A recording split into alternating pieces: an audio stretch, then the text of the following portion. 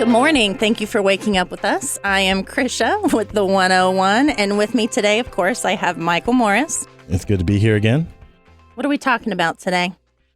Are you serious? I just saw your roster of notes. I know what we're talking about today. I think I can be a little thorough. Well, let's kick it off. Let's let people know what we're talking about today. We were talking about your mission and your vision as a small business owner, entrepreneur.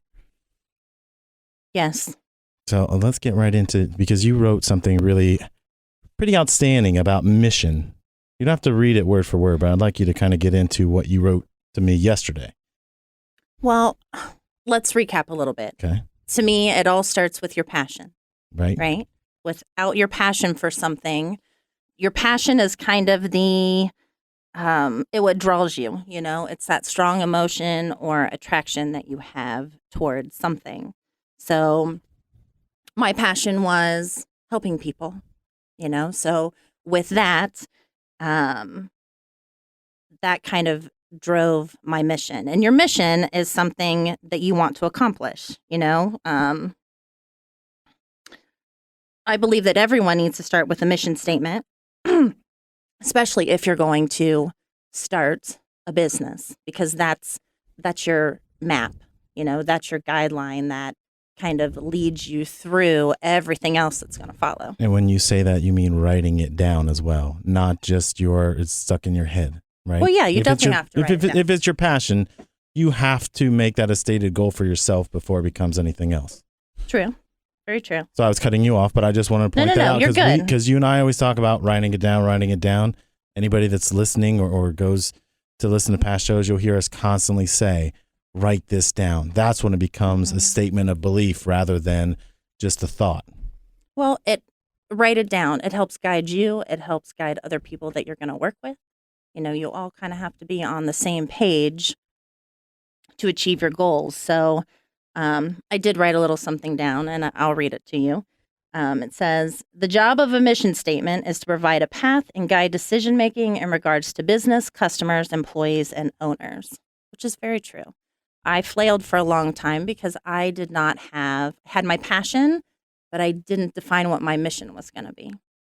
And once you have your mission, you then can go from there with your vision. But I believe that is such an important part of any small business.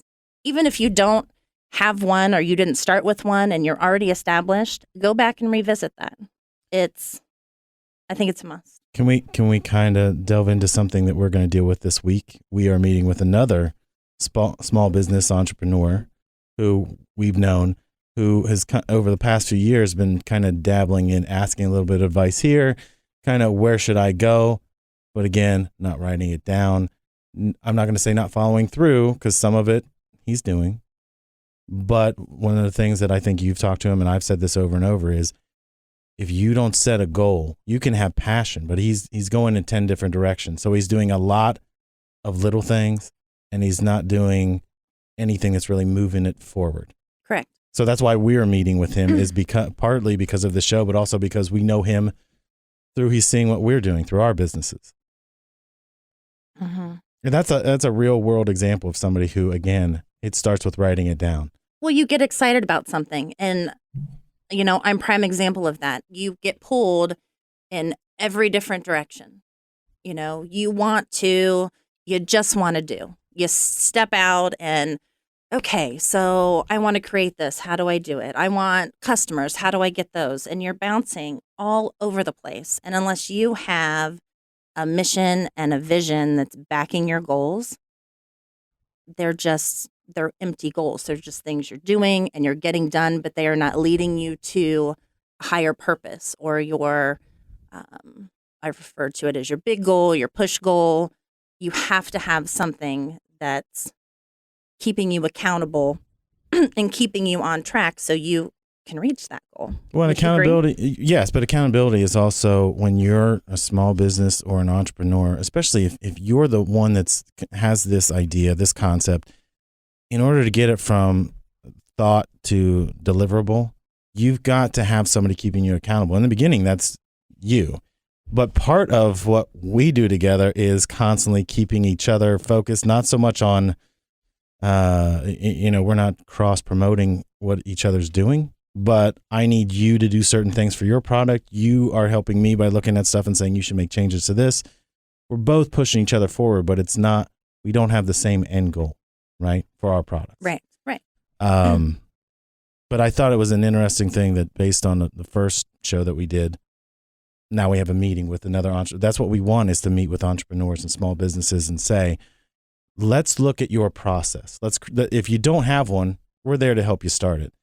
If you do have one, let's help you refine it. And, there used to be this might still be out there. It's called SCORE. It was a group of retired business people that you could go to with your business plan. They would help you with this. I think they are still around. It might still be, but the new generation of people in this social media world, you can start a business today and you don't have to put any money into it. You can use a Facebook and Instagram, get a website, but people are forgetting, talk to people who have experience doing this, that have started businesses or that can help you get forward.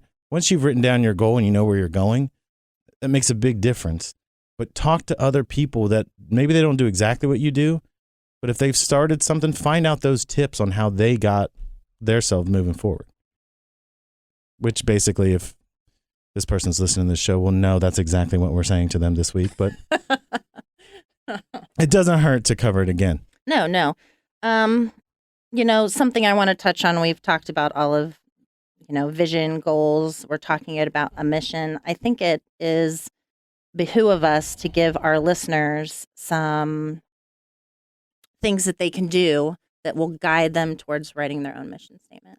I think that's important. Granted, you have Google. Everybody can Google and come up with a billion different things, but you're listening to us and you're not Googling. So, well, they might be Googling at the same time. Googling and listening. But here's the thing that I would like you to say, because you're a very detailed person, detail upon detail. Not a lot of people are like that, but give an example of, it's not overthinking. It is, you are planning it down to a T. What happens when your passion gets to the point where you've scripted this out? You've scripted your first 10 plays and this is how it's going to go. And then something breaks that up.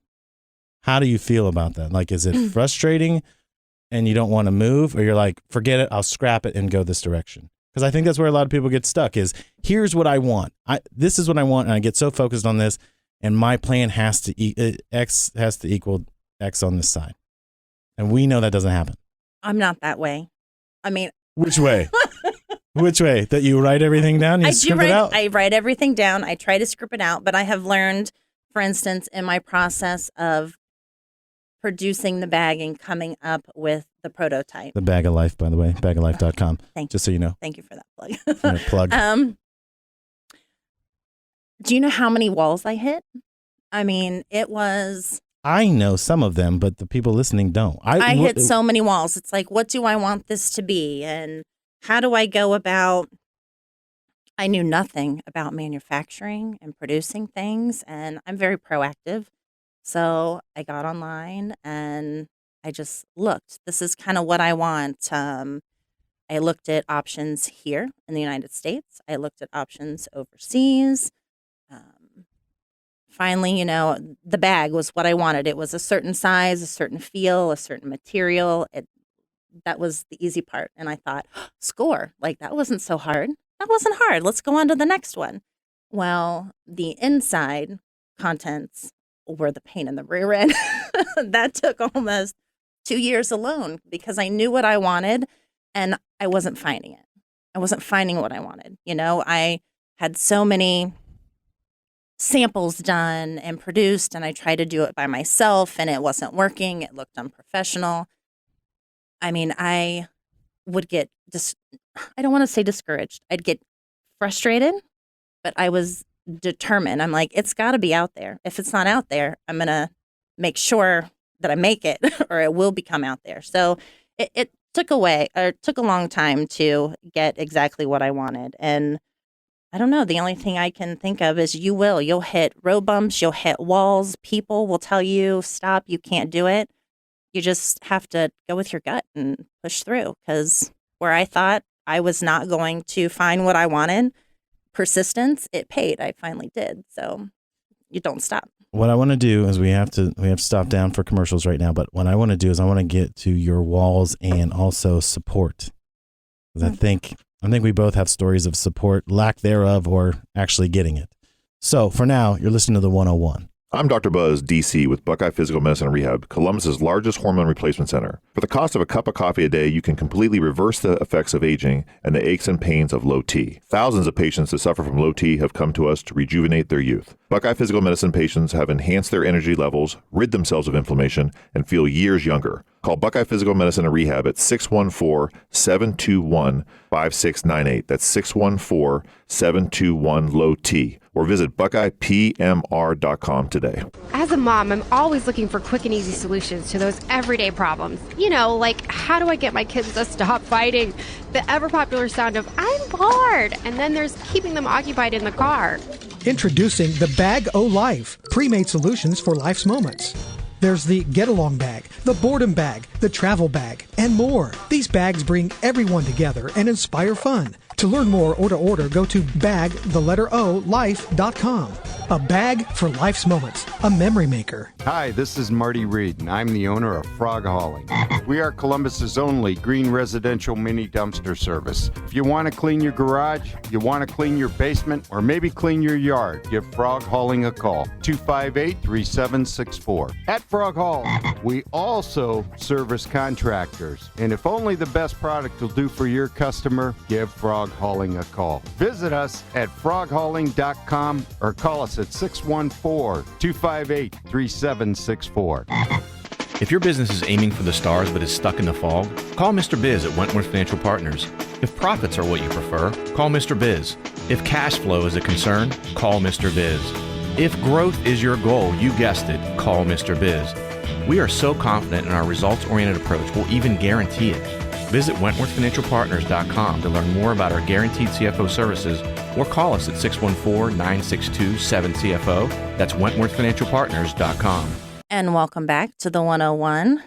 Let's get back into what we were discussing. Yes, I was going to ask you a question. Ask away. So you're a very positive person. So you're probably not going to answer this the way that I think some people would. But my question would be, what when you started your process, there had to be people that didn't get why you were doing it, or would say, it doesn't make sense to me. Why are you going to waste your time? Like, not overall negative, like stop doing it, but like it's not for them. And they would say to you, this makes no sense to me. What a waste of time. My daughter said that to me. Let's listen. Let's just hope she's not listening. And if she is, let's hope she's listening online. But so tell me that how you felt about that. Well, give me the scenario. So she says, I don't get this. Don't do it. Well, you know, she sees everything that I'm doing, and she saw the rough draft of things. And when I try to explain, this is what it is. I don't get that. I don't like that. I would never use that. You know, the get along bag. Of course, she would never want to use that. She doesn't want to get along. No, but no, she doesn't. She definitely does not want to get along with her brother. She's a very sweet kid, though. She's very sweet, yes. But you'll have people, they don't get it. But you know what? It's not their passion. It's not their vision or goals. They're yours. So never stopped me. It never really caused me to pause. I was just kind of like, okay, it's not your thing. It's mine, whatever. And I still did what I wanted to do. I mean, you've gone through that quite a bit with your business. Your industry is much more competitive. And, you know, what kind of walls or road bumps did you yourself come up against? Well, my industry is like Wall Street with a bunch of C+ students, at least when I was doing this. The issue for me was, you know, when you have a job, you've been in an industry, you know, 15 years, and you see that there's a different way to do it, and you're thinking, I can help. I'm going to tell upper management, like, look at all these things we can do. The benefit of people that are advertisers or clients. And when the answer too many times is, this is about just generating revenue for this place, so that you can buy a nice house and a nice car and all that kind of stuff. To me, I couldn't take it anymore because it was the opposite of my personality, which is I want to help people. I want to grow things. Like, I want to build businesses. That's what I thought I was doing. And for, let's say, the first like 8 to 10 years, that's what it was. But right around the time of the housing crash, when that happens, when you're a commission salesperson and people don't have the money to advertise and everybody's going out of business, the pressure is to sell no matter what for this big conglomerate. Correct. Not how do we help a client who they're up against rough times. How do we help them? You can't do that when you're part of a wheel. So I decided this wasn't for me. I'm going to get out of this and go on the other side, and I will just work for clients, not for a station or a rep firm. And while I'm doing that, my family, they were supportive of me, but they just thought, why would you do this? You've got safety and security over here. You're thinking outside of the box, and that's not normal. Well, yeah, because I don't really have anywhere to go at this point, by the way. I mean, I'm going to work out of my house. So I'm not a mechanic. There's not going to be a whole lot of things that are breaking in my neighborhood. I have to ask, though, Sure. what was your passion? Your passion for blank led you to make the choices and the moves that you did, correct? Yeah, well, my passion has always been the way that I look at how media works. These are big microphones that are set up for people to use. Like a client can use them to do a radio show like we're doing right now. Or if they're very intimidating at first. Yeah, that first show I was a little worried that we were you were in the hallway. I couldn't get the microphone out there, but the passion was if you can make little changes, whether it's in somebody's commercial, or what they do in a building, or how they can relate to their community that they're trying to service. That part is what always drove me about what we were doing, because we can make anything. We can make any message. And it's, when I think about, I always, I love Steve Jobs, and I'm sure pretty much everybody does unless they read that book. But that whole Think Different campaign, it made me look at things and say, just because everybody else is going this way and this is the way it's always been, I do great work when things are broken. And by that, I don't mean I'm the best that's ever done it. I mean, if it's broken, I can fix it enough to where it went from bad to good. But if you're at good, we can make it great.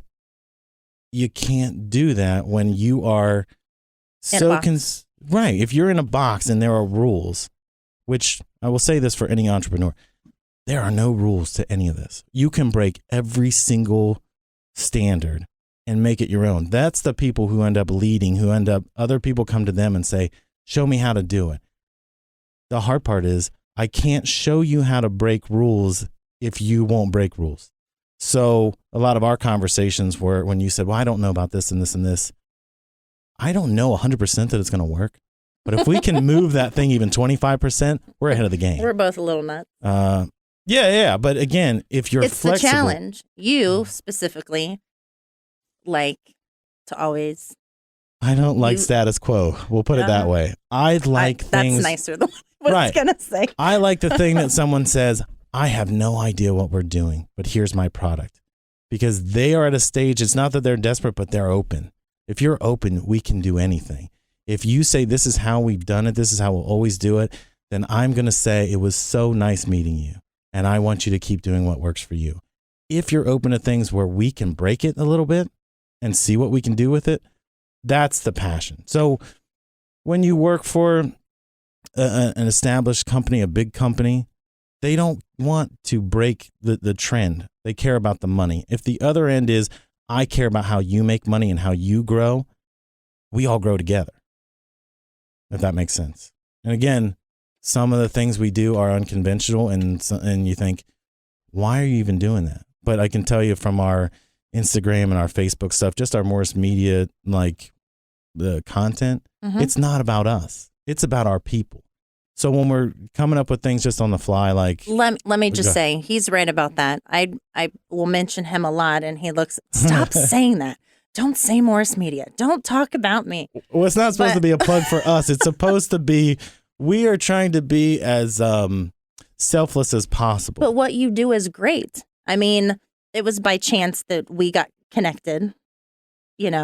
My curiosity gave in, and I sent you a message like, okay, I see Michael Morris Media. What on earth does that mean? What do you do? Because I really had no idea. So, and then it kind of snowballed from that first But that's how it's happening now. Is people are not.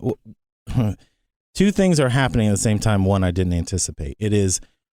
One is we are trying to promote our people. So our clients are not our clients. Like they're our people. And when I say that, it is morning, noon, and night. We are thinking of them. We are doing things for them so that we can take some of that responsibility away, but also to comfort them. Like there are going to be challenges. You don't want to be sitting there alone. Right. And typically who we deal with is somebody who's just getting started out or doesn't know how to play the game. You want to help build and help them Right. grow in what they want to do. That's I get challenging more excited for you. about a company. I dealt with a remodeling company that they'd had 5 down years in a row. All we had to do was change a few. Now they didn't like it in the beginning, but they posted their first, positive return over an 8-month period versus 12 months before. They were getting murdered. What I couldn't change was their culture. That's not on me. So an entrepreneur is different. They were a bigger company, so they can't change the people. They can't change how they think. So then you have to walk away from it. You can make them money, but over time, if you can't correct their bad habits, it's kind of like if someone doesn't brush their teeth and they get a bunch of cavities, I can tell you every day, please take care of your hygiene, and then they don't. And they can't turn around to me and go, I'm in pain. About me. No, I'm not talking about you. But we have a dental client, and they would appreciate what I just said. Yes. But, it all starts with the passion. But if my passion can't be greater than yours for your business. You're right. You said something last week about pulling your employees, to the watering hole or something like that. You're right. You can't pull people along. You have to align yourself with like-minded individuals that are going to, at times, even push you, Well, that's what we want. We want to be involved in something that makes us better at the same time. But it is tough to get people on the same page. The more people you have in one group, if they're not all people that want to be world beaters, you're in trouble. Like you're not going anywhere. If I have to, the good thing about what we were doing was you just had to tell me what you wanted to do. And it keeps evolving. So we keep dragging it forward. But we never turn around and go, man, I wish we would have done that, right? There might be mistakes along the way or people, they don't dig what we're doing. But we don't have time to look. If you're going to do this, if you're going to run your own company, you have to have the courage to do it, but you also got to move fast. Because when you're moving fast, you don't have time to go, ooh, I wouldn't wear that shirt. You know what I mean? Like, right. Because there's a lot of times I look on Facebook and I'm like, why was I dressed like that? But I will say that as we're moving constantly, we're taking our people with us. And the creativity really flows because these people are excited. And that's where your best work is going to come. I agree. So we kind of delved off this. I know. I know we had all this stuff written down. Well, I apologize. That's us in a nutshell. That's what we're going to do every single week. What I would like to talk about though is we only have a few minutes left. And so I wanted you to get to, when we were talking about passion, I wanted you to explain, you had said that your daughter had said, this wasn't, okay, but I don't know how we got this far. She's a critical thinker. Right. But you are too, right? I mean, she gets it from you, I would think. So you have this passion and somebody says to you, nah, I'm not buying it. I don't get it. And your response was, you're a little too nice, in my opinion, about it. But like, your response was, I'm going to do it anyway. I don't have to be mean. I mean, I'm not saying you have to be negative. Like, but when you get a negative, see, this is what I'm talking about. You're being way too nice. I want to know, like, there had to be somebody, and don't name names, but there had to be somebody that just didn't dig what you were doing. And I'm not saying you have to say, I'm going to show you. I'm going to show you kind of person. I'm that way too. Okay. I mean, I like to win. I like to be right most of the time. Mm-hmm. It is hard. I shouldn't say it's hard for me to admit when I'm wrong. Sometimes it is, just a little bit. I'm it's shaking like my head on the radio. my teeth when I say it. But it's what was the question? You're avoiding this question. Somebody along the way had to say that they don't like what you're doing. I haven't had anybody 100% come out and say, I don't like what you're doing. You need to stop it. Not that they I say don't stop support it. you, or I don't support you. I don't like it. questioning, like, I don't know if that's going to work. Or I don't know if people are going to see value in that, and I don't think they're going to buy it. Or, and you know what? That might be true for them. They may not see value in it. They may not choose to purchase it, but 100 other people will. It's not for everyone. And well, not everybody is the target. Not everybody is your not target everybody is a consumer or audience. Right. And you can't please everybody. I mean, that's a life lesson you learn. And I can't be mad at them. I can't, like you, I choose to listen and see if there's something in their statement. Why are you laughing at me? The way that you said, I choose to listen, that was a little bit harsh. Go on. Well, I do choose. And, listen to ask questions, well, why not? And that's something I can build off of. So almost those people are a blessing when you think about it. But that's what I wanted you to get to. I was getting there. It took me a minute. I know, but the point is for somebody listening out there or listening on the bagoflife.com on the 101, what I want is for people to understand it's okay if not everybody gets in the boat with you. Not everyone's going to make it to the shore with you. You don't want everybody in the boat with you anyways. It'll sink. But you have to have naysayers. You have to have people that don't buy into what you're doing because those are the people that are going to get you moving. If you have a bunch of yes men around you, you're going to get nowhere. And it's going to be frustrating because the answer, I've actually had someone tell me this. There was a person that told us a year ago, I know exactly what I'm doing. I can do this better than you. We don't need your help, blah, blah, blah. And guess what? They're nowhere now and trying to find out if we'll work with them today. There's too many no's in that sentence or statement for me to bother with them, right? And it's not to be mean. It is, you are so afraid of taking the risk. You're going to tell me no before we've even told you there's any pitfalls here. I want people to understand not everybody's going to make it with you. They're not all going to be your cheerleader. And the people that are paying the least amount of attention are going to be the ones that cheer you on because they just want you to feel good. Don't surround yourself with people that just make you feel good. Find those people that are going to push you. Like, it's not so much I told you so. It's this thing's going to exist and you're going to hold it, see it, touch it, whatever. It's tough love. I mean, you don't want the negative Nellies around you. You don't want that. But you want the people who are going to be honest with you. They're not doing it to hurt you. They're just kind of doing it to make you see the light. Right. Well, that's going to conclude us today, but I will leave fast. I know. It always does, especially when we get off the tracks here. But I would encourage people to go to bagoflife.com. If you want to listen to past shows, go to the 101 tab. But also, send us your email questions. We want to answer any questions you might have. You can do that on that same website, on that page. Crisha, do you want to leave anybody with anything else? Or just no, want to say I goodbye? really do just encourage them to submit us your questions. Even your stories. We want to hear your stories. Do you have a situation where this has happened to you? Write in. We want to hear about it. So I know it's time to go. So thank you for listening. But nope, I'm good. All right. We'll see you next Sunday. You've been listening to a Morris Media production.